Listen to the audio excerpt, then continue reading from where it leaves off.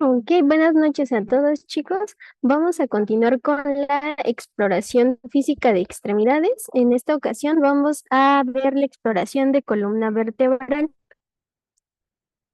Bueno, es importante mencionar que la exploración de la columna vertebral tiene que ser desde que nosotros le hablamos, salimos del consultorio y le hablamos al paciente. ¿Para qué? Para observar la marcha. Muchos errores que cometen los doctores es que solo le hablan al paciente y ya se sientan en el escritorio, cuando lo que deberían hacer es quedarse y observar cómo es la marcha que tiene el paciente. ¿Para qué? Pues para ver qué posición tiene mi paciente y así saber más o menos por qué es, cuál es el motivo de consulta que tiene él. Por ejemplo, puede haber, bueno, o el paciente puede tener una inclinación del tronco este, sobre su cadera debido a que tiene o bien presenta un dolor en la cadera. También debemos observar la postura. La postura ya la vamos a poder observar mejor cuando el paciente ya entre al consultorio. Y bueno, dentro de la observación de la postura debemos observar la posición del cuello y del tronco. Por ejemplo, nosotros podemos hallar una pérdida de la alineación articular de la columna en un caso de un paciente con espondilitis anquilosante, en donde se pierden las curvaturas normales de la columna. Hay una cifosis dorsal con pérdida de la lordosis lumbar. Y, por ejemplo, otro ejemplo sería que en pacientes añosas, estas tengan ya una hipercifosis debido a alguna enfermedad como lo es la osteoporosis o bien simplemente se dé por este debido a la edad. Otra cosa que debemos observar, doctores, va a ser los movimientos o ausencia de ellos.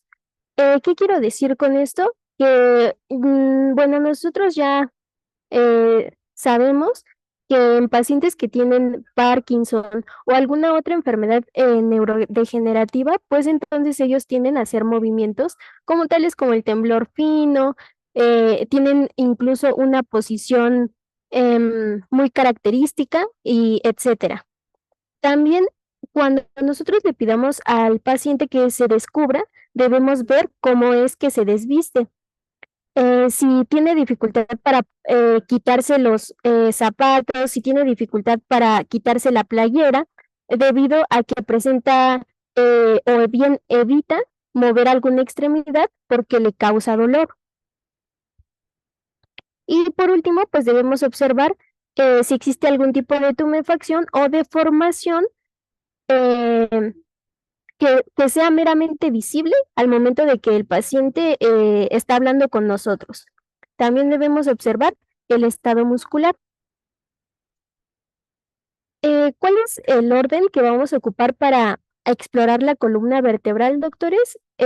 Vamos a hacer primero una inspección estática, una inspección dinámica, o bien vamos a evaluar la movilidad, vamos a pasar a la palpación y luego a la percusión, y por último vamos a buscar puntos dolorosos.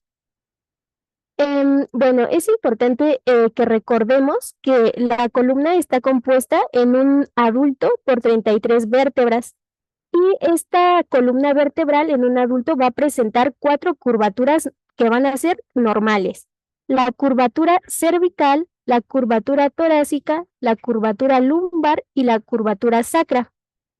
Si nosotros lo vemos en un sentido antero-posterior, vamos a observar que la cifosis dorsal y la cifosis sacra van a ser de convexidad posterior.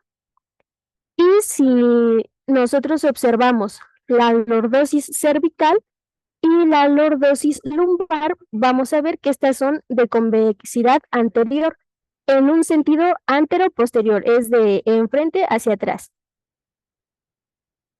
Y, ok,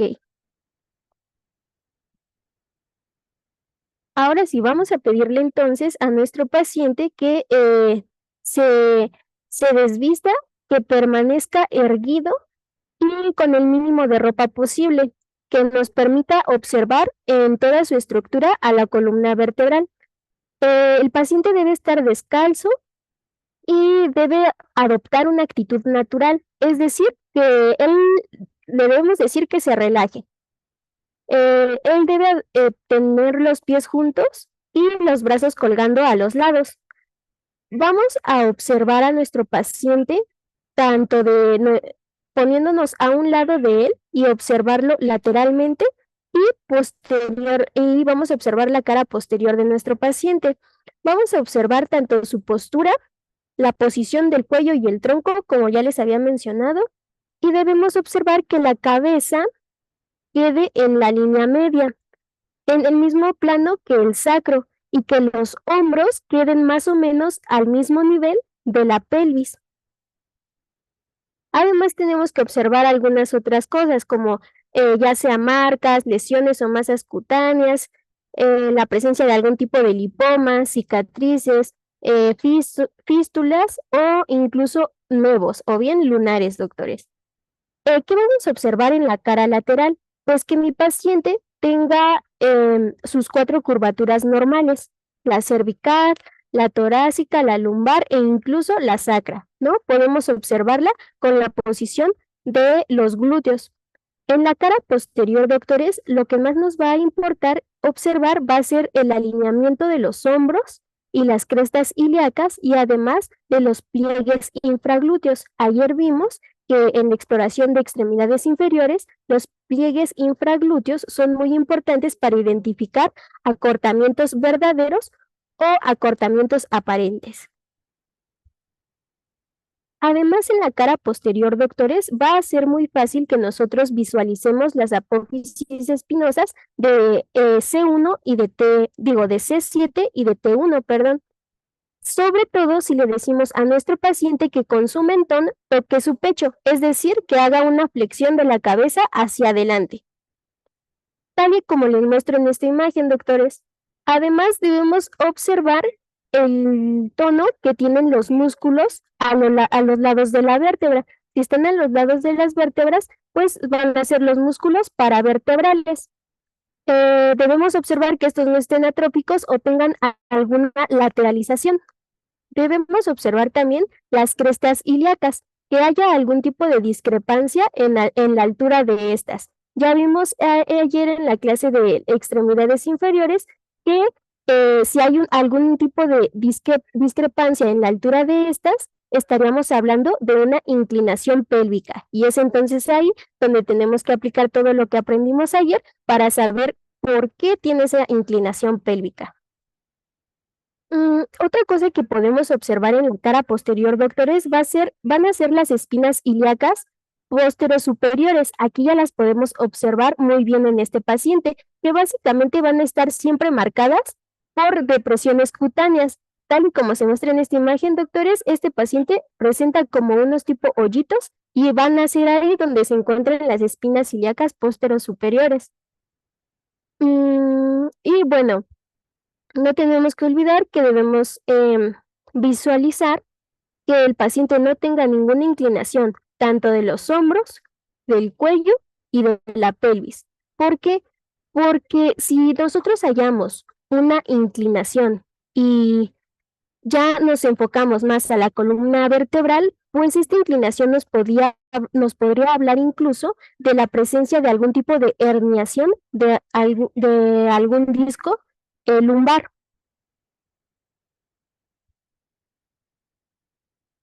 Bueno, les había mencionado, doctores, que nosotros debemos observar a nuestro paciente lateralmente. Nosotros nos tenemos que poner a un lado de ellos y observarlos de esta forma. Y vamos a observar que nuestro paciente tenga las curvas normales de la columna vertebral y que no tenga curvaturas anormales, tales como la presencia de una hipercifosis torácica, que aquí lo podemos observar. Debemos tomar en cuenta que la hipercifosis torácica, doctores, va a ser característico del envejecimiento, tanto de hombres como de mujeres, y esto es puede ser por enfermedad como la osteoporosis, o puede ser por el aplastamiento de los discos intervertebrales. Y en los niños, doctores, si nosotros observamos una hipercifosis torácica, pues entonces podríamos hablar de una deformidad estructural que si nosotros lo identificamos más en niños, doctores, los tenemos que mandar sí o sí a rehabilitación porque esta es una deformidad que es corregible. Debemos observar también, doctores, a nuestro paciente en su cara posterior, porque para identificar la presencia de escoliosis. La escoliosis, en pocas palabras, va a ser una curvatura anormal lateral de la columna. Esta curvatura lateral se puede acompañar de una rotación de la columna también. Y debemos tener presente que la escoliosis suele manifestarse durante la adolescencia antes de que aparezcan los síntomas.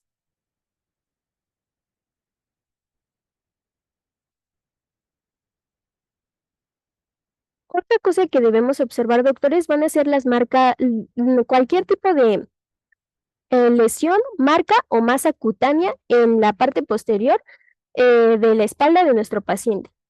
Tales como las marcas de nacimiento, la presencia de nevos flámeos, que estas van a ser las manchas rosadas de tamaño variable que podemos observar más en la cara, doctores, pero pues en este caso, estos nevos flámeos los vamos a observar en la espalda. Debemos tener en cuenta que también podemos observar manchas vellosas, como un mechón de pelo. Debemos descartar la presencia de lipomas. Un lipoma es un tumor benigno originado a partir del tejido adiposo, doctores. Y em, ¿por qué es importante esto, doctores? Porque si nosotros encontramos en la espalda de nuestro paciente algún mechón de pelo o alguna masa en la línea media, esto nos podría hablar de enfermedades adyacentes, tales como la presencia de espina bífida.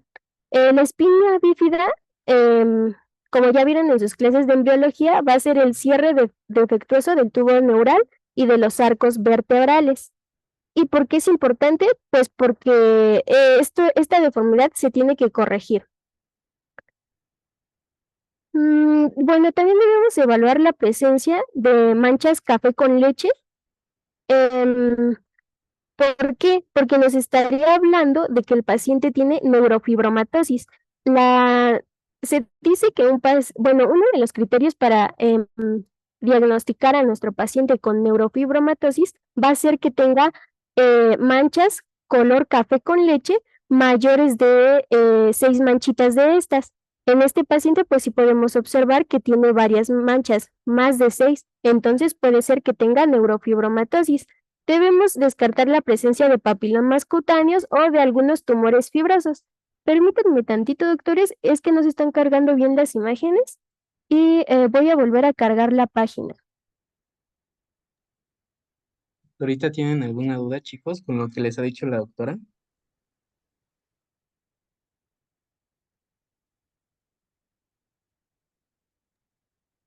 No, doctor, es todo súper. Vale, chicos, cualquier cosa nos dicen aquí en el chat o prenden su micrófono.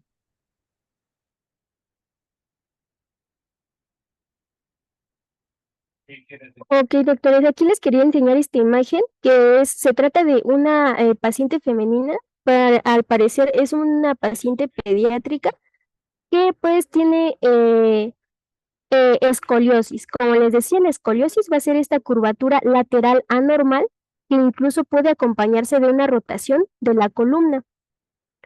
Y de este lado, doctores, les muestro la presencia de espina bífida, que esta puede ser de varios tipos. Ahora sí, para explorar la columna vertebral, doctores, en cuanto a su palpación y en cuanto a la inspección dinámica, debemos hacerlo por secciones. eh, y de acuerdo pues a las curvaturas normales que esta presenta. Y vamos a empezar por la columna vertebral cervical, solo la parte cervical. En cuanto a la inspección dinámica, doctores,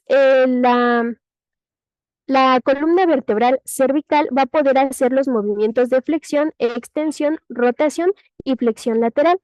Acuérdense, primero voy a hacerlo con la movilidad activa. ¿Qué quiero decir con esto? Que le vamos a dar instrucciones a nuestro paciente de los movimientos que tiene que hacer y él los va a realizar por sí solo.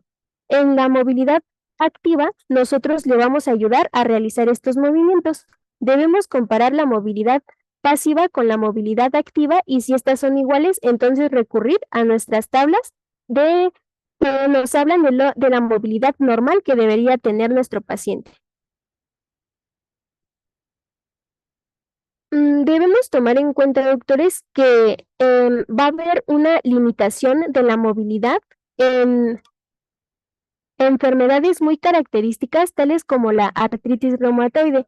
Sobre todo cuando esta ya se trata de un caso avanzado, va a haber limitación en las rotaciones de la columna vertebral cervical por compromiso de la articulación atlanto-axoidea. O puede haber también limitación de la movilidad por alguna degeneración distal, sobre todo en las flexiones laterales.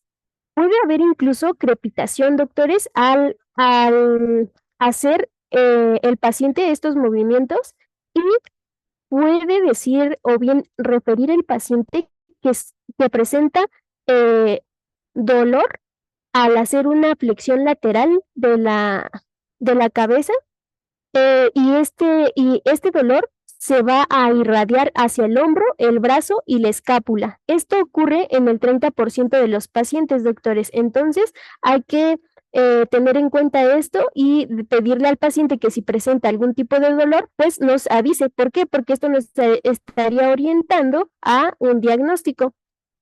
En, en casos como el compromiso radicular o bien radiculitis, en donde el nervio que pasa por afuera de la vértebra ya se ve comprometido, ya se ve pinzado o ya se ve de alguna u otra forma atrapado, que ya se ve afectado, este nos va a provocar un dolor cervical en todos los movimientos, doctores, tanto en la flexión, en la extensión, en la rotación, en todos. Y este pinzamiento o bien esta radiculitis, doctores, puede producirse por degeneración discal o osteoartrosis. Y es ahí donde nosotros debemos descartar pues estas enfermedades, estas patologías. Debemos tomar en cuenta, doctores, que las raíces cervicales que presentan mayor riesgo de compresión van a ser C5, C6, C7, C8 y D1. ¿Por qué es importante, doctores? Porque si estas raíces nerviosas se ven comprometidas, pues entonces nosotros podemos pasar a explorar los dermatomos y nos vamos a dar cuenta de que realmente sí están comprometidas. ¿Por qué? Porque el paciente no va a presentar ni sensibilidad, no va a presentar ni reflejos osteotendinosos, ni va a presentar fuerza muscular. Les pongo un ejemplo. Es importante evaluar la fuerza muscular de la marcha, pidiéndole al paciente que camine de aquí a la puerta del consultorio con las puntas de los pies. ¿Por qué? Porque esta marcha va a resultar dolorosa si hay un compromiso de la raíz de S1. Y si le pedimos al paciente que camine de aquí a la puerta del consultorio y de regreso, pero con los talones, si el paciente presenta dolor o incluso no puede realizarlo, puede tener compromiso de la raíz nerviosa de L5. De ahí su importancia, doctores. Otra cosa que debemos evaluar van a ser los puntos dolorosos. Para evaluar los puntos dolorosos, nosotros tenemos que hacer una palpación y esta palpación debe ser suficiente. ¿Cómo vamos a saber que estamos palpando correctamente? Porque la palpación o bien la presión que nosotros vamos a hacer con nuestros pulpejos va a blanquear nuestros lechos subunguales. Ustedes ahorita hagan el ejercicio, pongan sus dedos en su mesa y presionen. Aquella presión que blanquee sus lechos unguiales va a ser la adecuada para nosotros explorar los puntos dolorosos. Debemos tener en cuenta que no siempre vamos a aplicar esta regla cuando nosotros veamos mm, signos de inflamación, tales como eritema, incluso que la articulación esté caliente. No, ahí ya debemos hacer una palpación más suave. Mm, ¿Qué es un punto doloroso, doctores? Va a ser eh, un lugar específico en el que nosotros palpemos y el paciente presente dolor. Y bueno, debemos recordar que la evaluación de los puntos dolorosos pues tiene que ser de forma comparativa, tanto del lado derecho como del lado izquierdo y debe ser simétrica.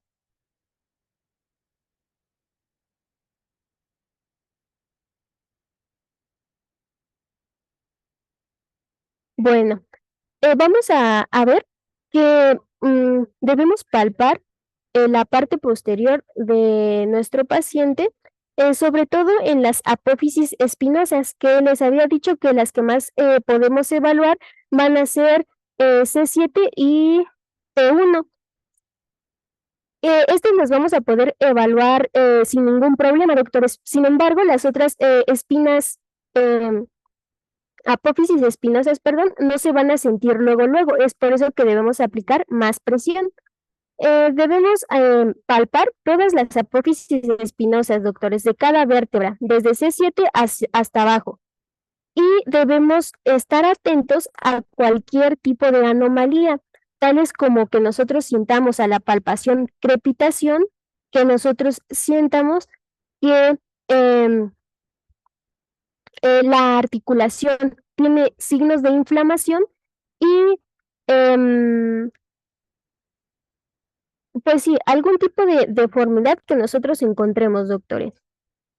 Em, es importante mencionar que el paciente va a presentar dolor a la palpación si se encuentra ya sea con algún tipo de fractura o con alguna luxación. Incluso él nos puede referir que le empezó a doler la espalda después de recibir un golpe. O incluso le puede doler cuando él ya tenga una infección o incluso una enfermedad degenerativa, doctores, tales como la artritis. Mm, Debemos palpar, doctores, también todas las apófisis espinosas. ¿Por qué? Porque los pacientes que tienen artritis, sobre todo van a presentar dolor a la palpación, sobre todo en las articulaciones interapofisiarias entre C5 y C7. Una articulación interapofisiaria va a ser aquella que una las apófisis espinosas de cada vértebra.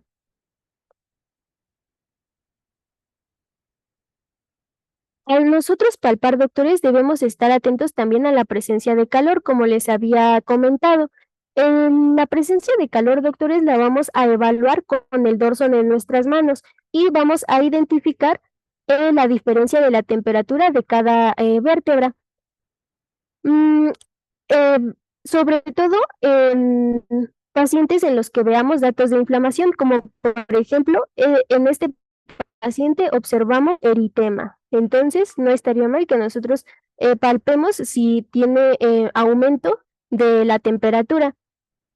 Otra cosa que debemos estar atentos, doctores, como les mencionaba, es a la crepitación. La crepitación va a ser un sonido seco y tosco, doctores.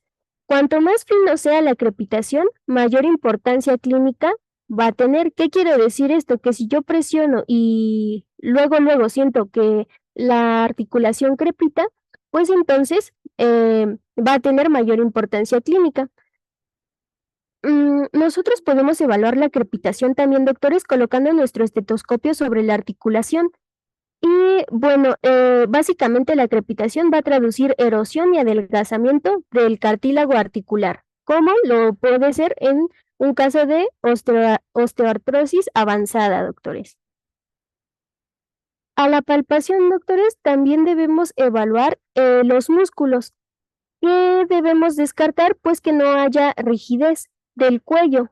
Si hay rigidez, doctores, entonces puede tratarse o bien nos puede orientar a un diagnóstico de artritis o de distensión muscular o alguna otra patología. Incluso el paciente puede referir que él tiene dolor desde el cuello y que pasa hasta la cabeza y que le provoca cefaleas. En los músculos, doctores, si estos tienen espasmo, nosotros podemos identificar al palparlos eh, que estos tengan una consistencia dura y que nosotros lo sientamos como un nudo.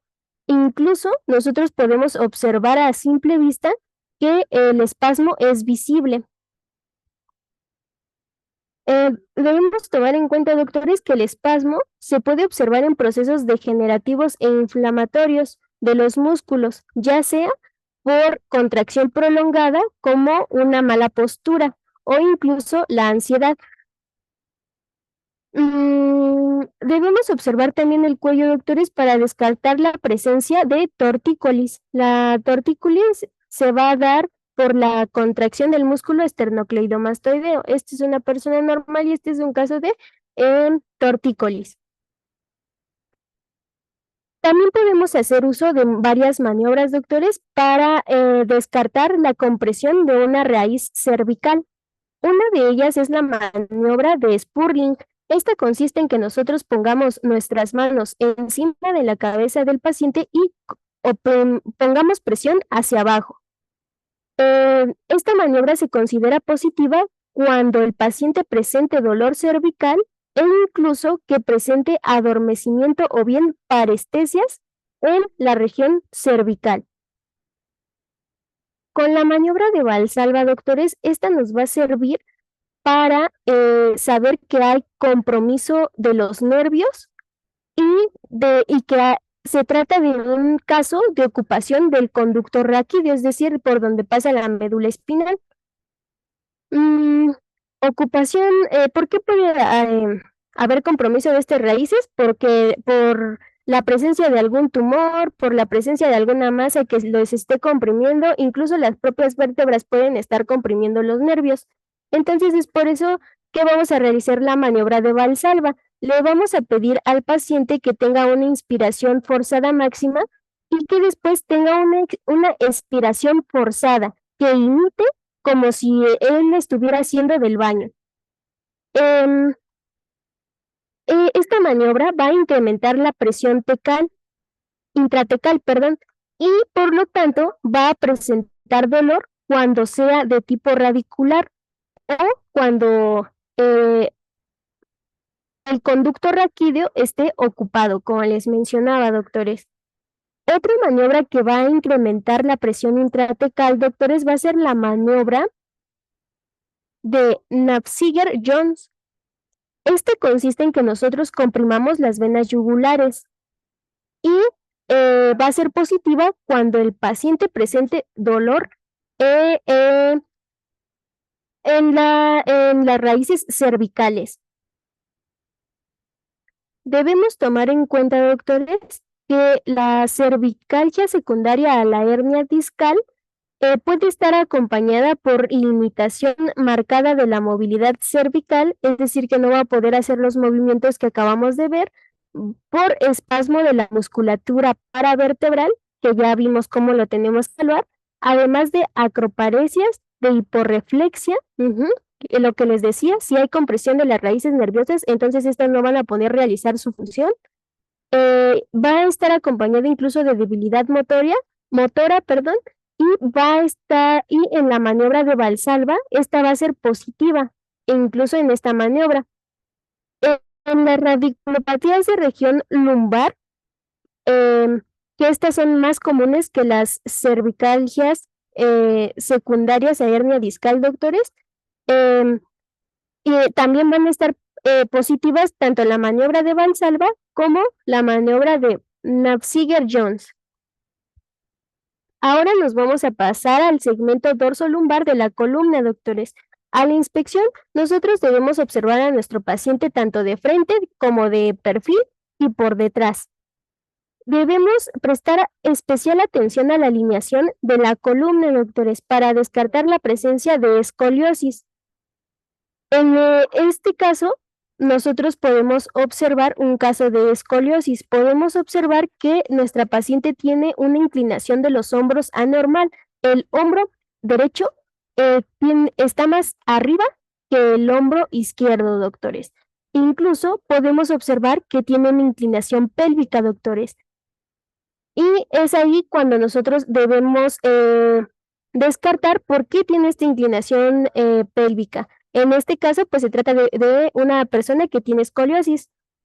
Para evaluar la escoliosis, doctores, o bien para confirmarla, nosotros podemos hacer uso de la maniobra de Adams. Vamos a pedirle a nuestra paciente que se incline hacia adelante hasta que se toque los pies. O bien podemos decirle que junte las palmas de las manos y se agache, doctores.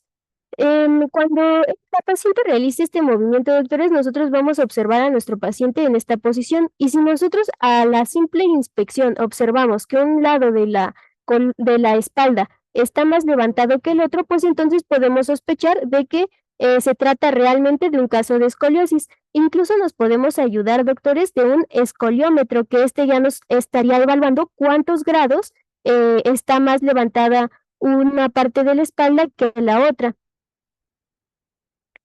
También debemos evaluar a la palpación, doctores, cada vértebra lumbar, buscando cualquier tipo de hipersensibilidad por prolapso distal, algún tipo de discitis, que es la inflamación de un disco intervertebral de causa séptica.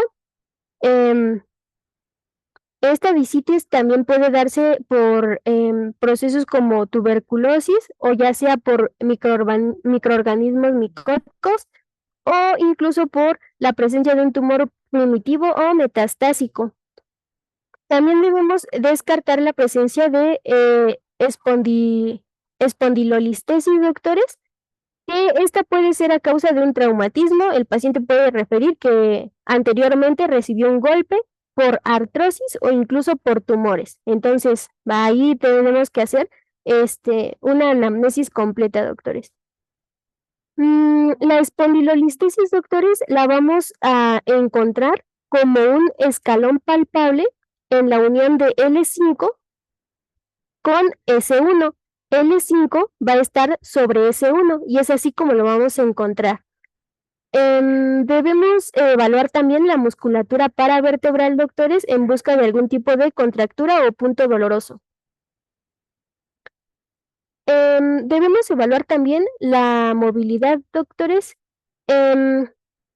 Vamos a pedirle a nuestro paciente para evaluar la rotación que se siente en la camilla y que ponga las manos en la nuca y que asimismo rote o bien gire hacia la derecha y luego hacia la izquierda, doctores, tal y como se muestra en esta imagen. Para evaluar la flexión anterior, doctores, vamos a pedirle a nuestro paciente que con las puntas de los dedos toque las puntas de los pies. Le vamos a decir, inclínese hacia adelante e intente tocarse los dedos de los pies con las manos.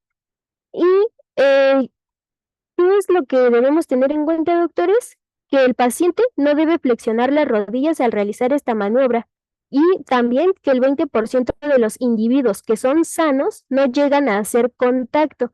El otro 80% sí lo logra hacer, pero no porque no lo logre hacer es el quien tiene enfermedad, doctores, no debemos tener en cuenta esto. Y bueno, ¿qué es lo que vamos a evaluar aquí, doctores? Que conforme realiza el movimiento, la lordosis lumbar se transforme ahora en una cifosis, en una curvatura, doctores. Y debemos tener en cuenta que en casos como la espondilitis anquilosante, esto no va a suceder y es ahí pues donde debemos descartarla, ¿no? Otra maniobra que debemos hacer va a ser la prueba de Schober. Esta maniobra va a ser muy útil para el seguimiento de un paciente con espondilosis anquilosante, doctores. ¿Por qué? Porque nos va a marcar el grado de flexibilidad que tiene la columna lumbar. vamos a pedirle a nuestro paciente que esté en bipedestación y vamos a marcar en L5 una línea con un plumón, perdón. Y después vamos a marcar con una regla 10 centímetros y ahí vamos a realizar otra marca. Después vamos a decirle al paciente que igual se flexione hacia adelante y entonces nosotros debemos evaluar que estas marcas sean sobrepasadas o bien aumenten de tamaño mayor a 3 centímetros, tal y como se muestra en esta imagen, doctores. Primero marco L5, después 10 centímetros, pongo otra marca, le digo a mi paciente que haga una flexión hacia adelante y la diferencia de estas tiene que ser mayor de 3 centímetros. Para evaluar la extensión, doctores, le vamos a pedir a nuestro paciente que se incline hacia atrás lo más que pueda. El paciente no va a poder realizarla en casos como la espondilitis anquilosante o la artrosis, doctores. Y para evaluar la lateralización, vamos a pedirle a nuestro paciente que gire la cintura hacia uno de los lados, hacia la derecha y luego hacia la izquierda. Tampoco el paciente con espondilitis anquilosante lo va a poder realizar y si nosotros vemos que este movimiento de lateralización está disminuido o bien el paciente no lo puede realizar, pues nos puede ser un signo temprano de espondilitis, doctores. En pacientes con espondilitis, doctores, también podemos realizar la medición de la expansión torácica. Aquí vamos a rodear el tórax con una cinta métrica sobre la altura de la areola mamaria en el hombre. Y en el caso de la mujer, vamos a rodear con la cinta por debajo de los surcos submamarios de la mujer, que más o menos van a estar en el cuarto espacio intercostal.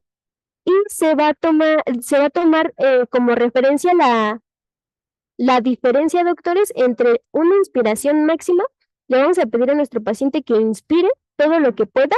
Vamos a medir cuánto mide el diámetro del tórax y después le vamos a decir que expire y después vamos a volver a medir. Si es menor de 2 centímetros la diferencia, doctores, podemos decir que la expansión del tórax está reducida y esta es característica de una espondiloartropatía, doctores. En la maniobra de Gold-White, esta va a tener una gran sensibilidad para explorar la lumbalgia, doctores. Aquí nosotros vamos a insertar nuestra mano en la zona lumbar, doctores, y vamos a elevar una extremidad de nuestro paciente. Si el paciente presenta dolor en la zona lumbar cuando nosotros realizamos este movimiento, pues entonces podemos confirmar que se trata de un caso de lumbalgia. Esta maniobra es válida siempre y cuando las caderas y las articulaciones sacroiliacas se hallen libres de dolor a la exploración, sobre todo a la palpación, doctores. La maniobra de la SEGE nos va a ayudar, doctores, a detectar la presencia de un compromiso del nervio ciático, doctores.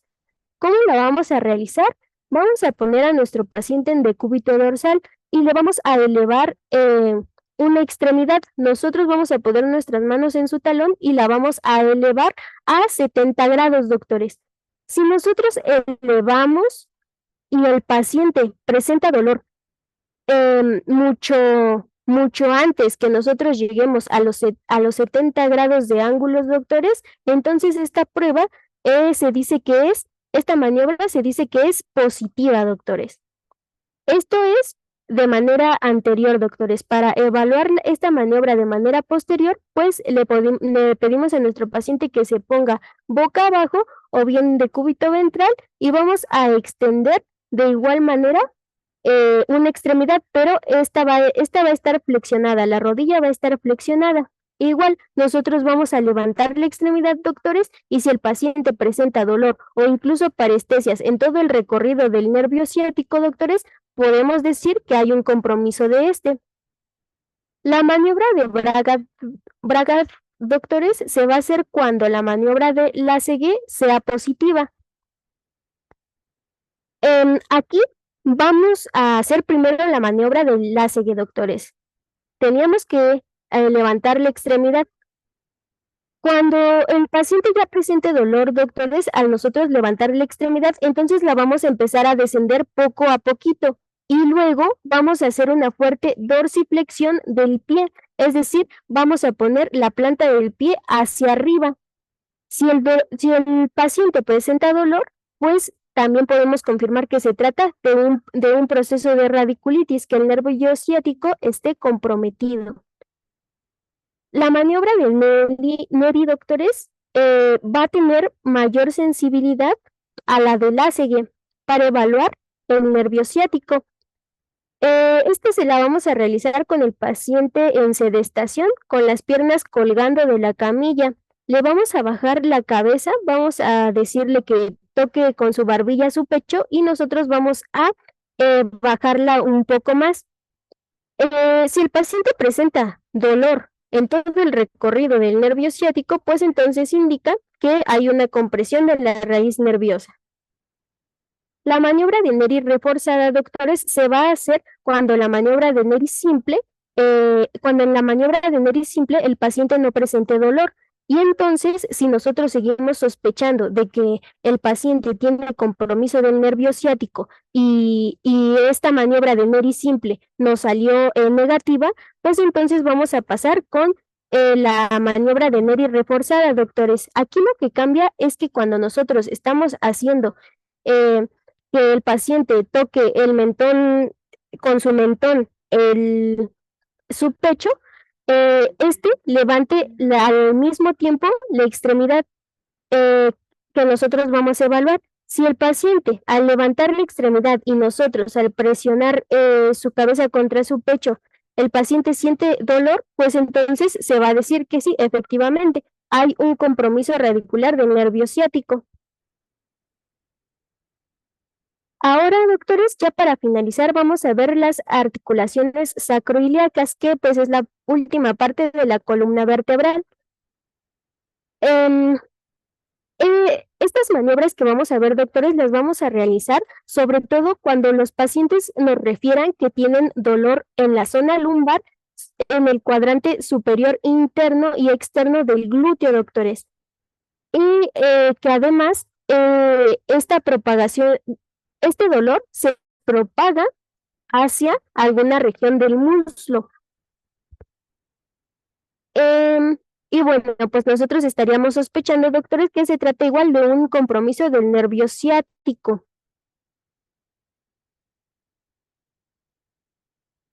Entonces, doctores, la primera maniobra que vamos a realizar es localizar el punto sacro de Forestier de Jacqueline Rotes-Querol. La presencia de dolor en este nivel, doctores, es a veces el único indicio de compromiso sacroiliaco, doctores. Este punto lo vamos a encontrar inmediatamente por debajo de la espina ilíaca posterior-superior. Vamos a pedirle a nuestro paciente, doctores, que se acueste boca abajo o bien en decúbito ventral y le vamos a pedir que abrace la camilla en sentido transversal para así identificar mejor este punto. Si el paciente presenta sensibilidad, doctores, debemos comparar tanto del lado derecho como del lado izquierdo.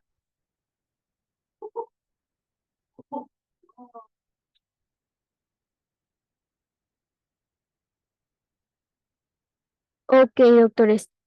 Como les comentaba, pues estas maniobras van a ser para identificar algún compromiso de las articulaciones sacroiliacas y para saber si estas están afectadas.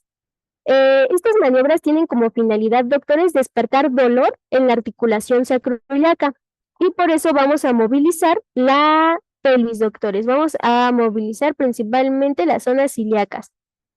Vamos a empezar con la maniobra de apertura o de Volkmann, doctores. En esta vamos a tener a nuestro paciente en decúbito supino y con nuestras manos en cada espina ilíaca superior anterior vamos a colocar nuestras manos y vamos a presionar hacia afuera y hacia abajo, doctores. Si el paciente presenta dolor, pues entonces se considera una maniobra positiva. Vamos a realizar también la maniobra de cierre o de Eriksen, doctores, y aquí vamos a presionar con fuerza hacia adentro, en la parte anterior de ambas crestas ilíacas. Vamos a presionar hacia adentro, doctores. Igual se considera positiva cuando el paciente presente dolor. Em, Para evaluar la maniobra de Patrick de Favre, o bien la maniobra de flexión, aducción, rotación externa, o bien del 4, doctores, vamos a pedirle a nuestro paciente que se recueste en la cama y que cruce la extremidad que nosotros vamos a evaluar y que su talón toque la rodilla del lado contralateral.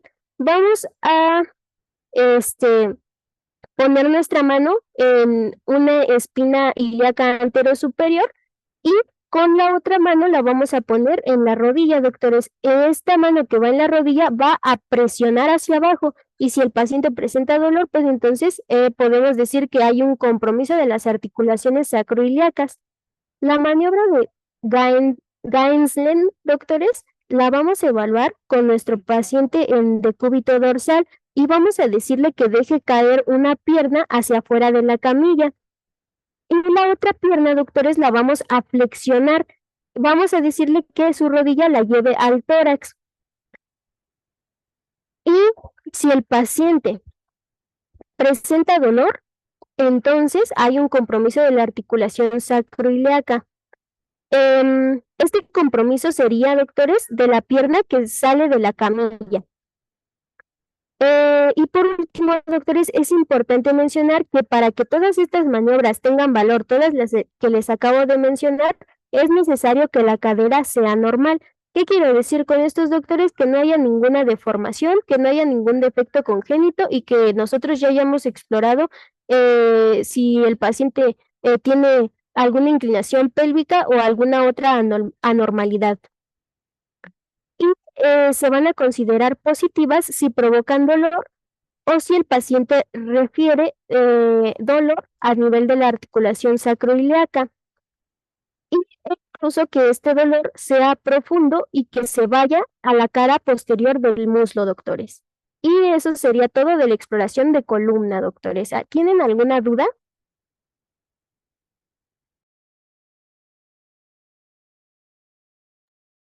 No, doctora.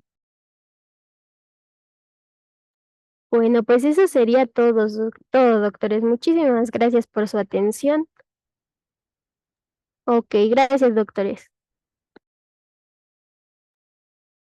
Vale, chicos, entonces nos vemos con las siguientes clases de la próxima semana. El doctor Canek y el doctor Blanco les estarán dando entre semana y el próximo fin de semana. Muy probablemente les den las clases en las tardes, pues en la tarde, el fin de semana, porque vamos a tener la clase presencial, pero pues es importante que sigan asistiendo a las clases y que las vean, chicos, ¿vale? Cualquier duda la pueden escribir en el grupo o por privado, chicos. Entonces sería todo por hoy y pues nos vemos la siguiente semana.